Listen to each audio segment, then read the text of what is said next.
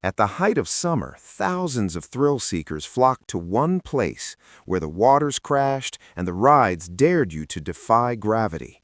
But beneath the fun, a deadly secret was bubbling just under the surface. 6 people would never make it home. What went wrong?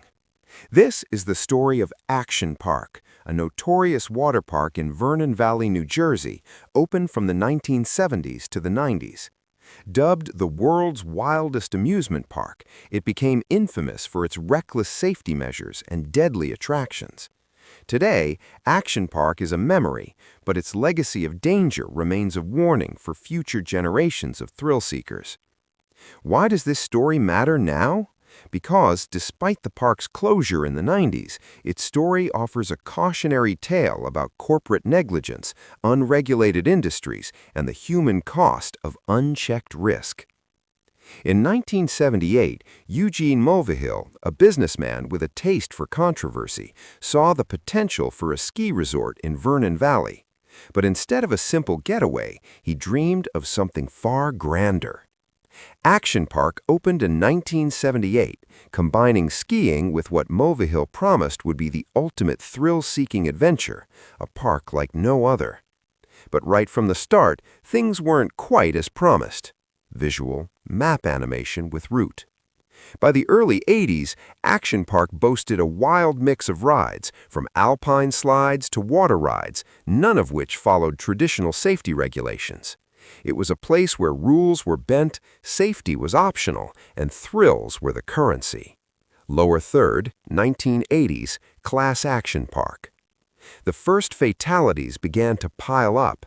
In 1980, George Larson, 19, died while riding the Alpine Slide, the park's first fatality. He was thrown from his sled and hit his head against a rock. Despite this, the park didn't shut down the ride. Instead, it made headlines for its reckless attitude towards safety.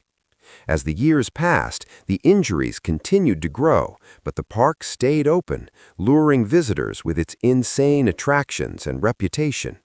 By 1984, Mulvihill faced legal troubles for fraud, but the park's reputation continued to grow. The chaos peaked in 1985 when Action Park was officially dubbed Class Action Park due to the sheer volume of injuries. Then, in 1996, after multiple lawsuits, the park was finally shut down. Too many accidents and too much negative press.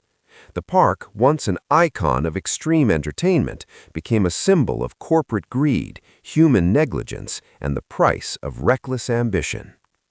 Reports from former employees, visitors, and journalists paint a picture of chaos. According to the 1985 New York Times article, the park's lack of oversight led to multiple accidents every day.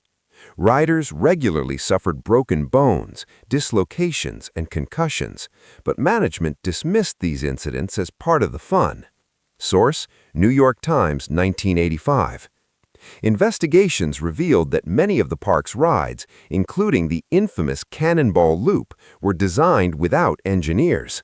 The loop, a water slide that sent riders through a 360-degree loop, was so poorly designed that crash test dummies used for testing emerged decapitated.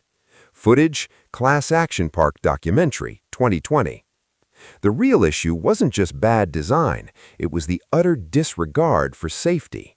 The Alpine Slide, for example, was marketed as safe for all ages, yet the concrete track was notorious for throwing riders off at high speeds. One victim, George Larson, died in 1980, but the park refused to remove or even modify the ride. Document: Class Action Park, 1980. While many considered Eugene Mulvihill and his reckless management the primary cause of the park's notorious reputation, there are other perspectives. Some former employees defend the park, claiming that the thrill-seeking atmosphere was part of its charm, and that accidents were an inevitable risk in such an environment. Info card: What we know versus unconfirmed.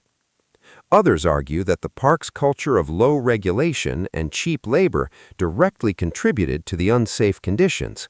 But despite numerous reports of injuries and even deaths, no comprehensive safety overhaul was ever implemented until the park faced mounting legal pressure in the 90s.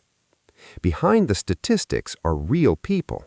The injuries were not just bruises or bumps, they were life-changing. Many survivors have carried scars, both physical and psychological, from their time at Action Park. One survivor recalls how the staff, many as young as 14, were often untrained and left to manage dangerous rides with little to no supervision. Sidebar, term in one line, plain English. The families of those who died at Action Park were left to cope with the aftermath of preventable tragedies. George Larson's family fought for justice after his death, but the case was quietly settled for $100,000. This lack of accountability left a bitter taste in the mouths of many, as the park continued to operate, seemingly untouched by the consequences of its actions. Visual, evidence card with label and date. Action Park wasn't just an isolated incident, it was a glaring example of a larger issue in entertainment and amusement parks. It reveals how unregulated industries can put profits over people, especially when safety regulations are minimal or ignored. Visual, map animation with route. In some ways, the rise and fall of Action Park mirrors other instances in history where innovation was pushed forward without regard for long-term safety or ethical concerns. It's a stark reminder of the need for strong regulations in any high-risk industry, whether in theme parks, construction, or tech.